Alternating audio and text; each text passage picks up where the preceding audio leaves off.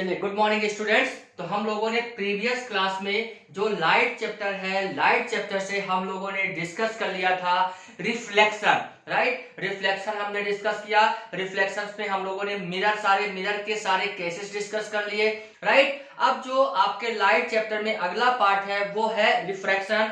अपन refraction पढ़ेंगे और refraction से रिलेटेड ही जो आपके लेंसेस होते हैं, जो आप लोग चश्मा पहनते हैं, ग्लास पहनते हैं, वो कैसे यूज होते हैं, कौन सा ग्लास आप पहनते हैं, कौन सा दूसरा बच्चा पहनता है, वो सारी चीजें आपको यहाँ पे पता चलेंगे। ठीक है, तो आज अपन स्टार्ट करते हैं रिफ्रैक्शन। ठीक है, तो रिफ्रैक्शन होता क्या है?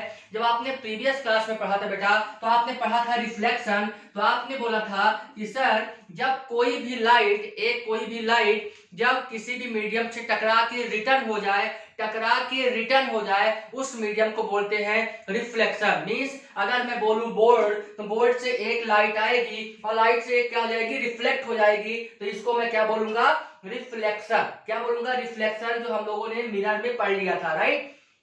जो रिफ्रैक्शन होता है वो लाइट क्या करती है, एक मीडियम से जाती है और दूसरे मीडियम से निकल जाती है बाहर। जैसे कि मैं आपको यहाँ पे बोलूं कि ये क्या है, आपका ग्लास है, ग्लास, ठीक ना। तो ग्लास में अगर आप यहाँ पे पॉलिश नहीं करेंगे, एक सिंपल ग्लास है, तो आप देखोगे यहाँ से लाइट जाएगी और इस साइड बाहर की तरफ निकल जाएगी। जैसे कि आपके घर में खिड़कियां लगी रहती हैं, राइट। तो जब आप खिड़कियों से बाहर देखते हैं तो आप आसानी से बाहर की चीजें देख पाते हैं। तो मींस रिफ्रैक्शन में क्या होता है, ध्यान से सुनिएगा। रिफ्रैक्शन में लाइट एक मीडियम से जाती है और दूसरे मीडियम में क्रॉस कर जाती है, ठीक है, उसको क्रॉस कर जाती है, उसको बोलते हैं रिफ्रैक्शन, ठीक है, रिफ्रैक्शन। तो जब लाइट एक मीडियम से दूसरे मीडियम में जाती है तो वो क्या ऐसे सीधी चली जाएगी, ठीक ना। मींस अगर एक लाइट है ऐसी गई तो क्या वो सीधी चली जाएगी, या इस साइड मुड़ जाएगी, या इस साइड मुड़ जाएगी, किधर जाएगी, किस तरीके से जाएगी, ये सारी चीजें हम पढ़ेंगे किसमें, रिफ्रैक्शन में, राइट। और रिफ्रैक्शन ये होता है कि जब भी एक ट्रांसपेरेंट बॉडी से, किसी भी ट्रांसपेरेंट बॉडी से अगर लाइट पास हो जाए एक साइड से दूसरे साइड, उसको अपन बोलते हैं क्या, क्या बोलते हैं उसको, ध्यान रखना, रिफ्रैक्शन। जैसे कि आप पानी में देखते हैं, तो जब पानी में देखते हैं तो आपकी एक इमेज बनती है, लेकिन पानी में जब आप देखते हैं तो अंदर तक थोड़ी चीजें आपको दिखती हैं।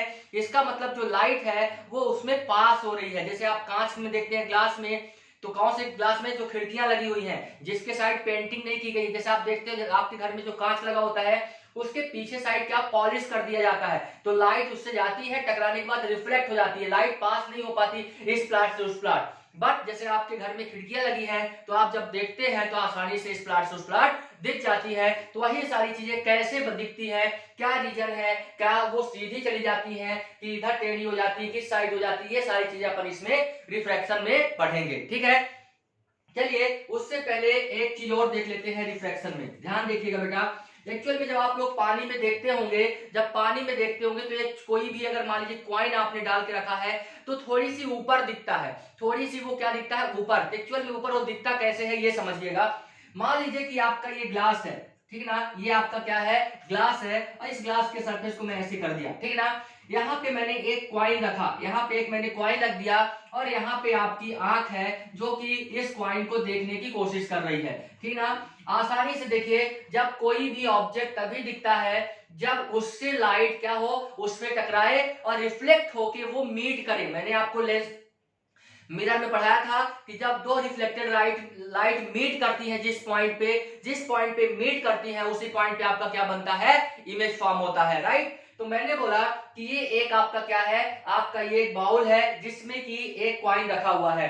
जब आपने इसको देखा तो आसानी से लाइट इससे टकराई और ये देखिए इस पे आसानी से ये जा पा रही है और इस पॉइंट पे मिल रही है। आसानी से ये कॉइन को आप देख पा रहे हैं, राइट, इस कॉइन को आप आसानी से देख पा रहे हैं। ध्यान देना, अब मैं क्या कर रहा हूं, फिर देखना, अब मैं क्या करता हूं, ये ग्लास को थोड़ी सी और बड़ी कर देता हूं, इतनी बड़ी कर दिया।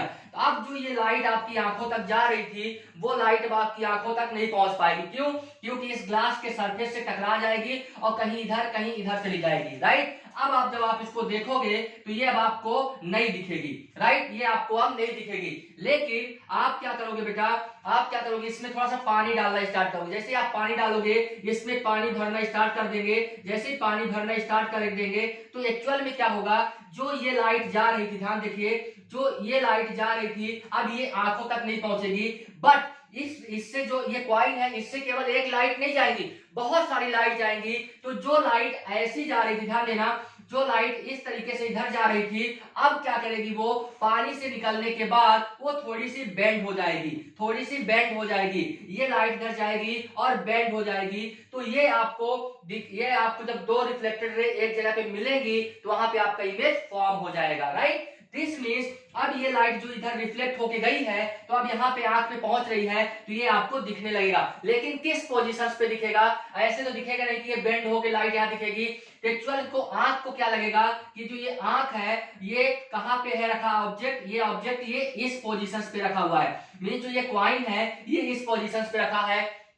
इसी कारण से जो आपका कॉइन है वो थोड़ी सी ऊपर दिखता है। मींस जब आप पानी उसमें डाल देते हैं या पानी में कोई कॉइन डालते हैं तो देखते हैं वो थोड़ा सा क्या दिखता है, आपका ऊपर की तरफ दिखता है। ये है एक्चुअल रीजन रिफ्रैक्शन। तो अब लाइट कैसे बेंड होती है सर, ये जो लाइट जा रही थी ये इधर भी जा सकती थी, सीधी भी जा सकती थी और इधर भी जा सकती थी। अब किस साइड बेंड होगी, इधर की तरफ बेंड होगी, इधर की तरफ बेंड होगी, किधर की तरफ बेंड होगी, ये अपन अभी आगे जब पढ़ेंगे तो आपको पूरी चीजें समझ में आने लगेगी, राइट। तो ये जो आप लोग देखते हैं आसानी से, ये एक्चुअल में ये रीजन होता है, ठीक ना, कि जिस पोजीशंस पे आपका कॉइल होता है, जैसे कि आप तालाब में मछलियों को देखते हैं तो जिस पोजीशंस में मछलियां होती है एक्चुअल में वहां पे नहीं दिखती, वो थोड़ी सी डेविएट होके दिखती हैं, इसी को बोलते हैं ये डेविएशंस, राइट। तो ये थोड़ा सा ऊपर की तरफ दिखने लगी, राइट। अब चलिए मैं एक ग्लास स्लैब ले लेता हूं, एक क्या ले लेता हूं, ग्लास स्लैब, जो आपके सिलेबस में है। तो आप ग्लास स्लैब ले लीजिए, एक सिंपल सा ग्लास स्लैब, देखिएगा बेटा, है ना, ग्लास स्लैब की बात कर रहा हूं। ये मान लीजिए आपका एक क्या हो गया, ग्लास स्लैब हो गया, इसको मैं लिख देता हूं क्या, ये आपका क्या है, ग्लास स्लैब, राइट। ये आपका ग्लास स्लैब है। अब ग्लास स्लैब में देखना लाइट आएगी इस साइड, राइट, लाइट इस साइड आएगी, ध्यान से समझना, समझ में आ जाएगा। लाइट इस साइड आएगी और इस कांच से टकराएगी, इस ग्लास से टकराएगी और टकराने के बाद अंदर की तरफ इंटर करेगी। तो ध्यान देना, मान लीजिए कि ये एक लाइट आई, ये लाइट एक इंसिडेंट हुई, ये लाइट एक इंसिडेंट हुई कहां पे, इस ग्लास में, और जहां पे इंसिडेंट हुई वहां पे एक मैं नॉर्मल बना लेता हूं। नॉर्मल मतलब होता है परपेंडिकुलर, राइट, परपेंडिकुलर किसी चीज में ड्रॉ कर देना।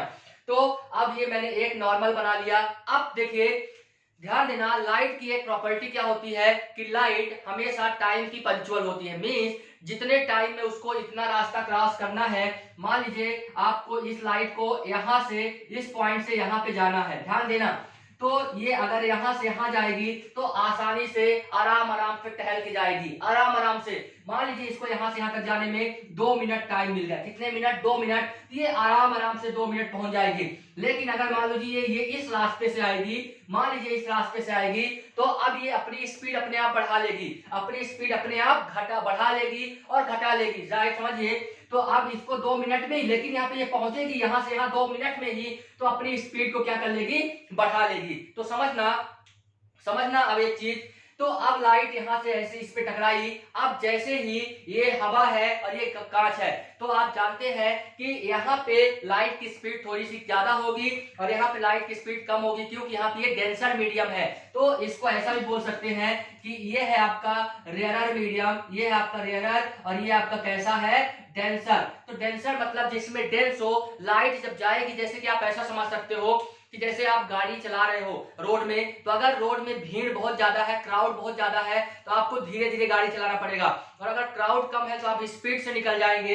तो यहाँ पे देखिए एयर है, यहाँ पे पार्टिकल्स कम है, तो ये बहुत स्पीड में लाइट जाएगी। लेकिन जैसे ही कांच में आएगी, ग्लास में टकराएगी, ग्लास स्लैब में टकराएगी, तो ये अपनी स्पीड को कम कर लेगी। लेकिन अब इसको इस यहाँ से यहाँ पहुंचना है, अब ये यहां से इसको यहां से यहां पहुंचना है, इसके पास 3 रास्ते, या तो ये ऐसी सीधी चली जाए, राइट, या तो इस साइड मुड़ जाए, मींस इस साइड चली जाए, या तो ये और दूर चली जाए, राइट। अब ये बताइए इसको यहां से यहां पहुंचने में अगर यहाँ पे स्पीड उसकी कम हो गई तो उसको क्या करना पड़ेगा, अपने डिस्टेंस को कम करने लेना पड़ेगा, अपने डिस्टेंस को क्या करेगा, वो कम करेगा। डिस्टेंस क्यों करेगा, क्योंकि यहाँ से यहाँ उसको पहुंचना है, अगर यहाँ से यहाँ इसको पहुंचना है, दिस मीन्स उसको क्या करना पड़ेगा, यहाँ स्पीड कम हो गई तो डिस्टेंस कम कर लेना पड़ेगा, ठीक ना। तो अब वो यहाँ नहीं जाएगी और ना तो सीधी जाएगी, वो कैसी चली जाएगी आपकी, इसके ये जो नॉर्मल है, नॉर्मल की तरफ झुक जाएगी, राइट। फिर जब देखिए ये यहाँ पे टकराई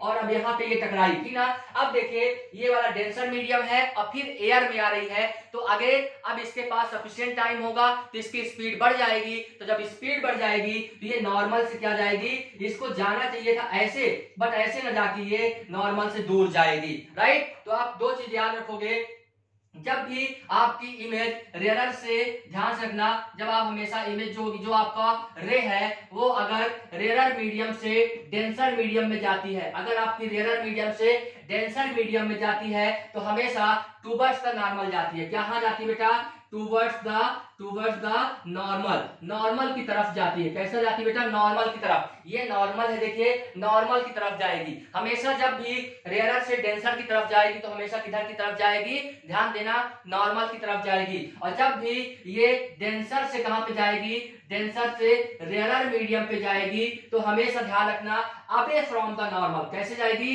अवे फ्रॉम द नॉर्मल से क्या हो जाएगी बेटा, दूर, अवे फ्रॉम द नॉर्मल। ये देखिए ये इसको जाना तो ऐसे चाहिए था लेकिन ये नॉर्मल से दूर जा रही है, राइट। और यहाँ पे देखिए इसको जाना तो ऐसे चाहिए था, इसकी सीधी रास्ता तो ये है, राइट, सीधा क्या है इसका, ये रास्ता है, लेकिन ये कहां जा रही है, नॉर्मल की तरफ जा रही है, राइट। तो इसका जो ओरिजिनल पाथ है, ये ओरिजिनल पाथ अगर मैं इसको और आगे बढ़ाऊं तो आप क्या देख पा रहे हो, ओरिजिनल पाथ से ये लाइट थोड़ी सी डेविएट हो गई है, ओरिजिनल पाथ से ये लाइट थोड़ी सी क्या हो गई है, डेविएट हो गई है, शिफ्ट हो गई है, राइट। ये क्या हो गई, थोड़ी सी शिफ्ट हो गई। इसको जाना ऐसे चाहिए था लेकिन जा ऐसे रही है। बट ये चीज ध्यान रखना, जब भी ये लाइट होंगी तो एक दूसरे के हमेशा पैरेलल होंगी, राइट। तो इसको बोलते बेटा, इसको बोलते हैं इंसिडेंट रे, इसको बोलते हैं इंसिडेंट रे, ठीक ना। ये जो कांच के अंदर आई है इसको बोलते हैं रिफ्रैक्टेड रे, राइट। क्या बोलेंगे, रिफ्रैक्टेड रे, राइट, रिफ्रैक्टेड रे। और जो ये लाइट बाहर निकली कांच से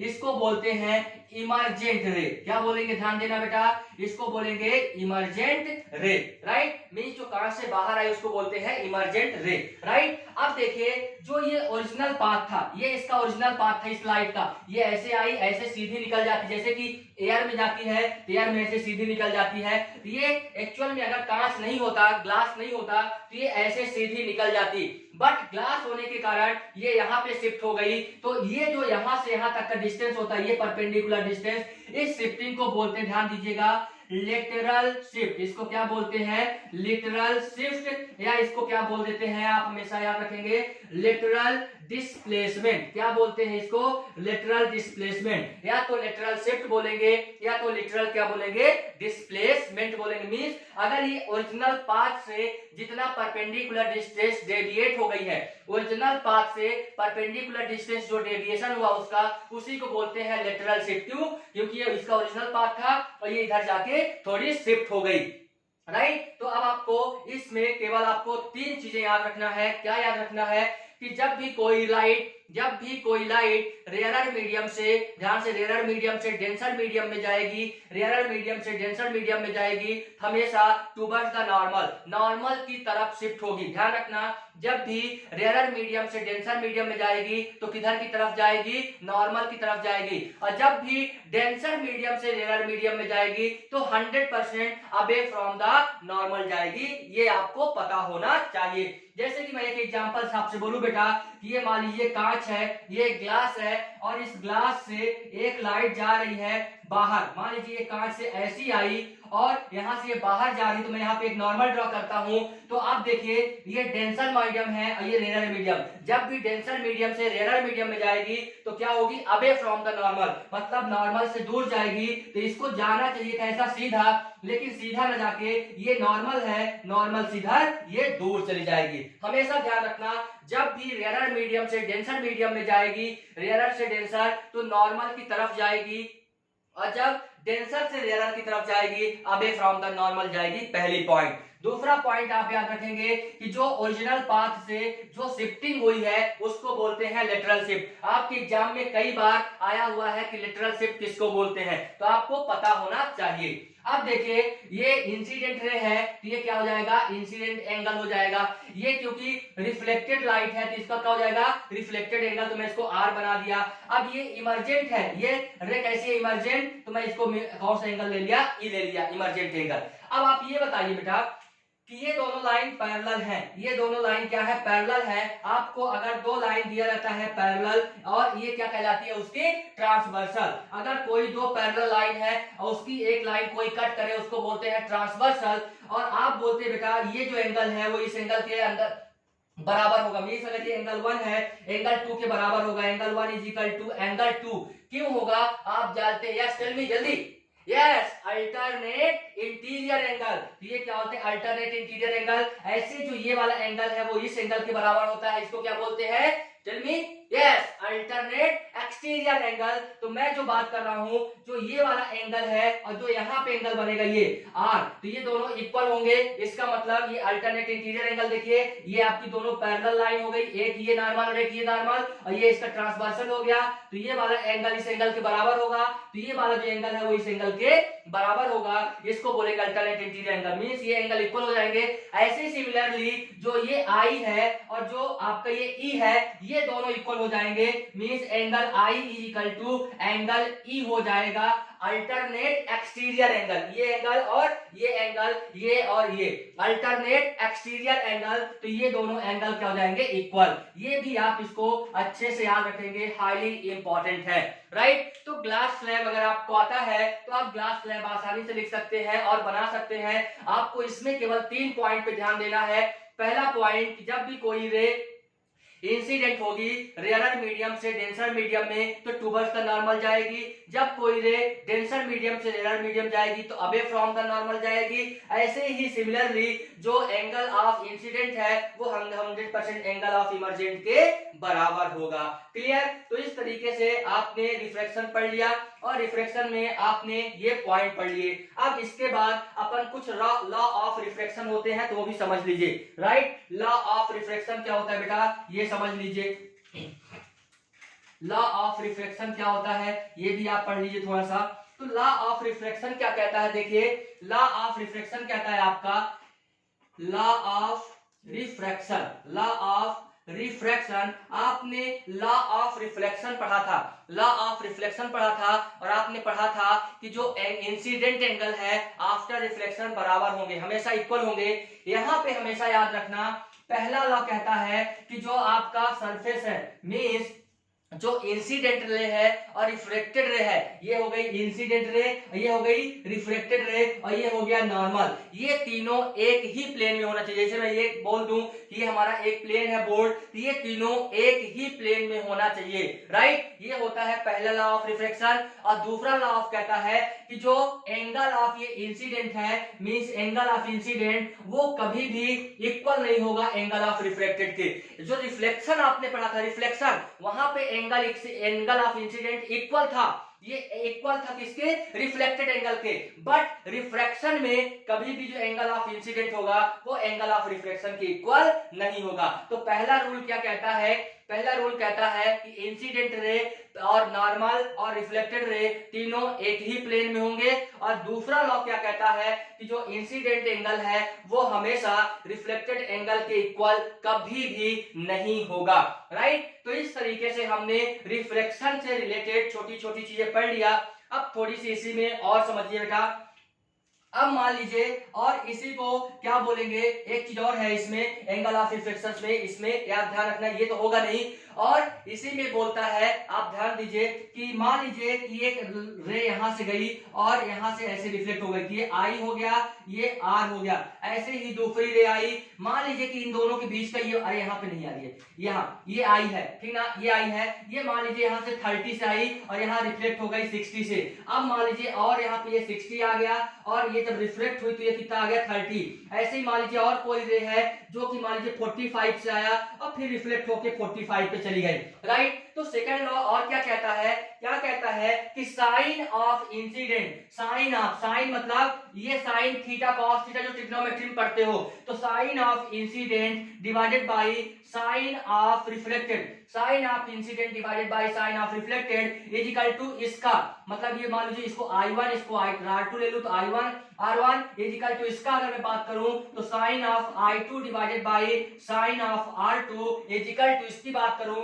तो sine of R3 is equal to sine of I3 और sine of R3 3 is equal to हमेशा क्या होगा, कांस्टेंट होगा। ये आप याद रखेंगे, राइट, कि आप कुछ भी निकाल लीजिए, किसी भी एंगल पे रे को इंसिडेंट कराइए, किसी भी एंगल पे रे को इंसिडेंट कराइए, 100% जो उनका रेशियो होगा sine of incident upon sine of reflected always constant होगा। ऑलवेज क्या होगा, constant. This is the second law of reflection. पहला रिफ्लेक्शन लॉ मैंने ये बताया, और ये तो कभी इक्वल होता नहीं, इंसिडेंट रे कभी भी रिफ्लेक्टेड एंगल रे इक्वल नहीं होगा। मींस यहाँ पे आप याद रखेंगे कि हमेशा I is equal to E होगा, but I is not equal to क्या होगा, R होगा। ये याद रखेंगे, राइट। लॉ ऑफ रिफ्लेक्शन में याद रखेंगे कि इंसिडेंट रे, रिफ्लेक्टेड रे और रिफ्रैक्टेड रे ये तीनों एक ही प्लेन में होगी। और दूसरा जो याद रखेंगे वो याद रखेंगे कि जो साइन ऑफ इंसिडेंट रे है upon sine of reflected ray always constant होगा। चाहे आप इंसिडेंट रे का एंगल कुछ भी हो, चाहे 30 ले लो, चाहे 60 ले लो, चाहे 45, कुछ भी लोगे, लेकिन जब आप इनको सॉल्व करोगे तो 100% एक कांस्टेंट वैल्यू आएगी। मींस अगर इसको सॉल्व करोगे तो अगर मान लीजिए 2 आ गया, इसको सॉल्व किया तो भी 2 आएगा, और इसको सॉल्व करोगे तो भी 2 आएगा। मींस ऑलवेज क्या होगा, कांस्टेंट होगा, राइट। तो ये है आपका लॉ ऑफ रिफ्लेक्शन। अगेन एक बार रिवाइज करा देता हूं पूरी चीजें। मैंने आपको इसमें 2-3 चीजें बताई। एक चीज मैंने आपको क्या बताया बेटा, कि जब भी कोई रे रेयरर मीडियम से डेंसर मीडियम में जाएगी तो नॉर्मल से क्या जाएगी, नॉर्मल के पास जाएगी, टुवर्ड्स द नॉर्मल। और अगर डेंसर मीडियम से रेयरर में जाएगी तो अवे फ्रॉम द नॉर्मल जाएगी। एक पहली पॉइंट। दूसरा पॉइंट, जो एंगल ऑफ इंसिडेंट है वो एंगल ऑफ इमर्जेंट के बराबर होगा। तीसरा पॉइंट, जो इंसिडेंट एंगल है वो कभी भी रिफ्रैक्टेड एंगल के बराबर नहीं होगा। ये 3 पॉइंट हो गए। फिर मैंने लॉ ऑफ रिफ्लेक्शन में बताया कि पहला पॉइंट लॉ ऑफ रिफ्लेक्शन का कि incident ray, normal and reflected ray lie on the same plane, means एक ही प्लेन में लाई करेंगे। दूसरा लॉ ऑफ रिफ्लेक्शन क्या कहता है कि sine of incident divided by sine of reflected is equal to sine of incident upon reflected. Means आप किसी भी एंगल पे रे को सेंड करिए, अगर उसका sine of incident upon sine of reflected निकालेंगे तो 100% कांस्टेंट आएगा। मींस सारे केसेस में सेम आएगा, जिसको बोलते हैं कांस्टेंट। और इसी को बोलते हैं स्नेल्स लॉ। इसी को क्या बोलते हैं बेटा, स्नेल्स लॉ। इसी को बोलते हैं स्नेल्स लॉ। इस रेशियो को sine of incident upon sine of reflected, और जो यहां से ये निकल के आता है ये कांस्टेंट, इसी कांस्टेंट को बोलते हैं रिफ्रैक्टिव इंडेक्स। इसको बोलते हैं रिफ्रैक्टिव इंडेक्स, जो कि आपके बुक में n से डिनोट करते हैं या तो म्यू से डिनोट करते हैं। या तो n से डिनोट करेंगे या तो म्यू से डिनोट करेंगे, राइट। तो किसी से भी डिनोट कर सकते हैं। तो रिफ्रैक्टिव इंडेक्स क्या होता है, ध्यान देंगे। रिफ्रैक्टिव इंडेक्स का जो फॉर्मूला होता है वो होता है speed of light in medium 1 divided by speed of light medium 2। ध्यान से देखिएगा, स्पीड ऑफ लाइट मीडियम मतलब m1 divided by speed of light medium of 2। इसको लिखते कैसे है ये ध्यान देना। मींस जो ये रिफ्रैक्टिव इंडेक्स है इसको लिखते कैसे है ये ध्यान देना। तो रिफ्रैक्टिव इंडेक्स को लिखते हैं, ध्यान दीजिए, मीडियम ये 1 है, ये 2 है, तो मैं 1 के रिस्पेक्ट में 2 की बात कर रहा हूं, 1 के रिस्पेक्ट में 2 की बात कर रहा हूं। तो लिखेंगे कैसे ये ध्यान देना, लिखेंगे कैसे, राइट। तो मैं इसको लिख देता हूं म्यू ऑफ 2 1। इसका मतलब हुआ 1 के रिस्पेक्ट में 2 की रिफ्रैक्टिव इंडेक्स क्या होगी, 1 के रिस्पेक्ट में 2 का रिफ्रैक्टिव इंडेक्स क्या होगा, 1 के रिस्पेक्ट में 2 का रिफ्रैक्टिव इंडेक्स क्या होगा। तो यहाँ पे मैंने इस तरीके से लिखा 1 के रिस्पेक्ट में 2 का रिफ्रैक्टिव इंडेक्स। तो इस तरीके का ये फार्मूला होता है और आपके बुक में दिया हुआ है। तो आपके बुक में ये आसानी से दिया भी है और एक लिस्ट दी हुई है, उस लिस्ट को आपको लर्न करना है, ठीक है। उस लिस्ट को लर्न भी नहीं करना है, क्वेश्चंस में दिया रहता है, बट कुछ स्पेसिफिक को याद करना पड़ता है कि गोल्ड का क्या होता है, आयरन का क्या होता है, इन सब चीजों को आपको देखना पड़ेगा। चलिए, तो आज की क्लास पे यहीं पे कंप्लीट करते हैं। अपन अगली क्लास में मिलेंगे आपके लेंसेस के साथ। चलिए, ठीक है।